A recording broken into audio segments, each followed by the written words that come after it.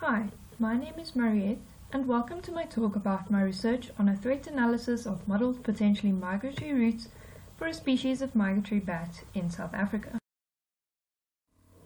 Worldwide, migrations of terrestrial species have been in decline as a result of route disruptions from urbanization, anthropogenic barriers, and the loss of natural habitat.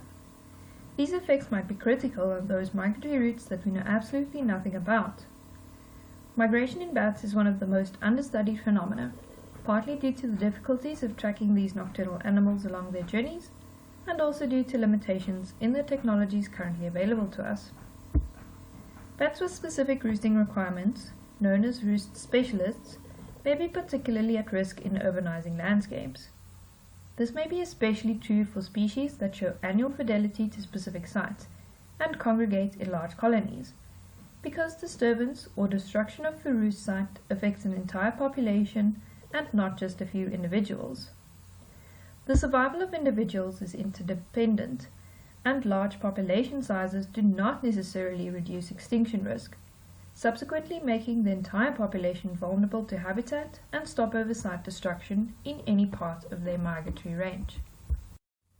Some notable threats faced by migrating bats in urbanizing landscapes include death from lung damage due to sudden air pressure changes from wind turbines, and collisions with fast-moving cars.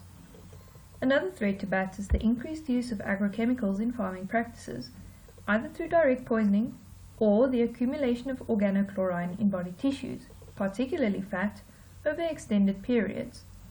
This eventually leads to mortality when the stored fats are used during periods of stress, such as hibernation or migration. So both the landscape around roosts as well as along migratory routes, may have far-reaching consequences for the survival of bats. South Africa is a developing country with one of the fastest rates of urbanization worldwide, and consequently is experiencing an increased demand for natural and built resources. It also hosts some of the richest biodiversity in the world, including more than 50 species of bats, of which at least 11 species are either wholly or partially dependent on caves. Despite this, there is a deficit of information regarding the migratory behavior of bats in South Africa, and no cave conservation plans currently exist. The Natal long-fingered bat, Mimeopteris natalensis, is likely one of the most abundant cavern-dwelling insectivorous species in South Africa. It migrates seasonally between winter hibernacular and summer maternity cave roosts, and it is estimated that the population size exceeds 300,000 individuals. Despite the apparent large population and wide occurrence throughout South Africa, current population trends are unknown. Similarly, no action recovery plan or systematic monitoring scheme exists for this or other South African species, nor are there any quantified threat assessments or conservation measures in place.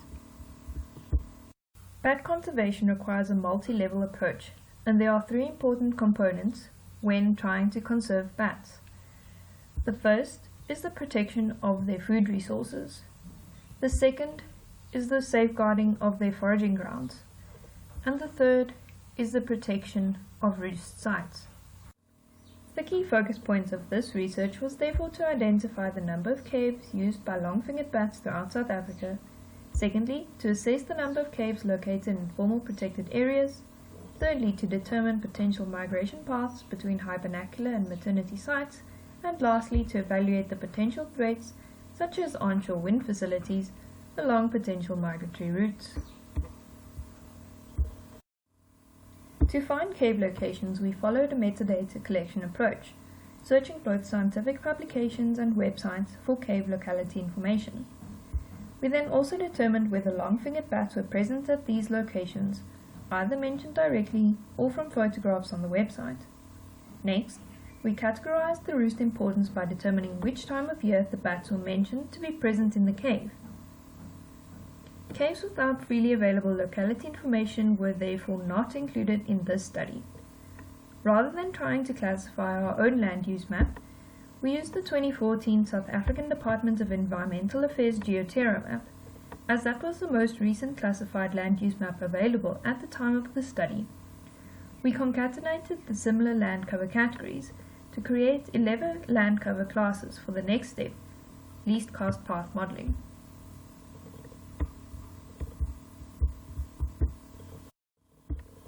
We used map algebra to calculate the cost-weighted raster to determine the most favorable routes of bat migration between the various hibernacular and maternity roost sites.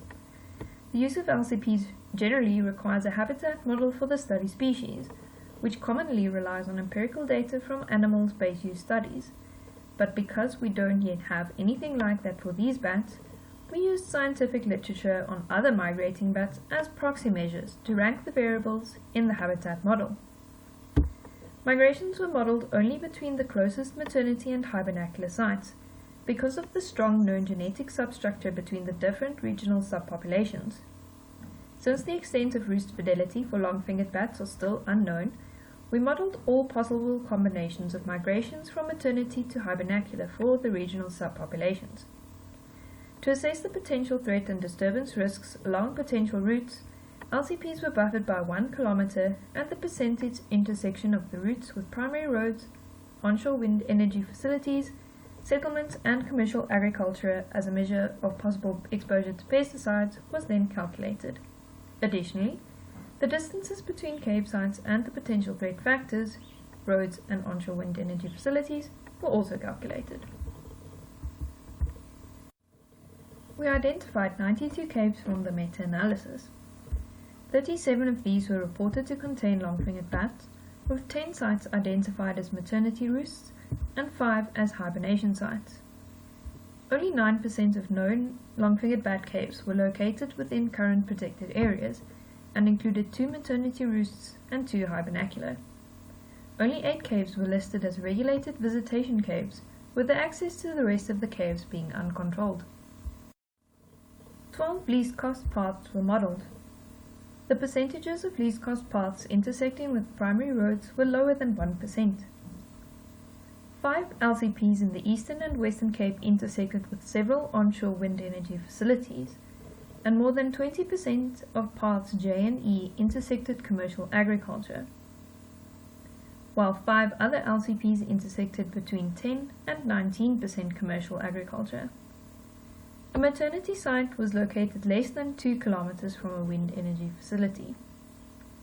More than 13% of Path B intersected urbanized land, with the rest of the paths in this urban hub intersecting more than 3% urban land.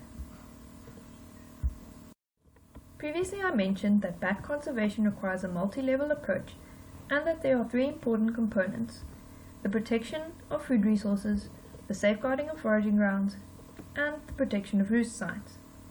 This research has highlighted the potential factors under all 3 of these components that we need to focus on. We have close proximity of caves to commercial agricultural hubs, where pesticide use may be having long-term impacts that we aren't even aware of yet. The South African commercial agricultural sector is one of the biggest consumers of over 3,000 registered pesticide products. More than half of the magisterial districts in South Africa are estimated to use more than 0.2 kilograms per hectare of pesticides containing atrazine, a known endocrine disruptor. The majority of other common pesticides used in South Africa also include carbamates, organophosphates, and pyrethroids. No records are currently available on the impact of pesticides on bats in South Africa, but the intersection of commercial agricultural sites with migratory routes and the predation of bats on crop pests likely brings long-fingered bats into contact with pesticides. So there's a need to determine what effects of agricultural pesticides there are on migrating bat species. Potential migratory routes for long-fingered bats in the Western and Eastern Cape intersected various wind energy facilities. Similarly, multiple important caves are also located less than 5 kilometers from these facilities. The Western and Eastern Cape are 2 of the provinces in South Africa with the most sustainable wind resources, and approximately 2,800 wind turbines will be established throughout these 2 provinces by 2030. Migratory bats are at particular risk of mortality at turbines during periods of migration, and can comprise as much as 41% of recorded deaths at sites. Long-fingered bats are considered a high risk of mortality at these facilities, but no published studies are available to quantify the impact of these facilities. So there is a need to quantify and publish the impacts of these facilities on our migratory bat species. The majority of caves in South Africa with verifiable records of bats are not located in formal protected areas, with the access to most of these caves being uncontrolled. That leaves caves vulnerable to land use changes, vandalism, illegal mining, and general misuse. Being a roost specialist during important life history stages and being sensitive to roost disturbance likely puts long-fingered bats at risk in an urbanizing landscape, and the future conservation efforts should be focusing on protecting maternity and high vernacular sites, since these are the most important to these species of bats. This will eventually need some policy changes and new legislation if we are to address this gap in cave and cave-dwelling bat conservation. Thank you to these funding bodies for funding this study, and thank you for your attention.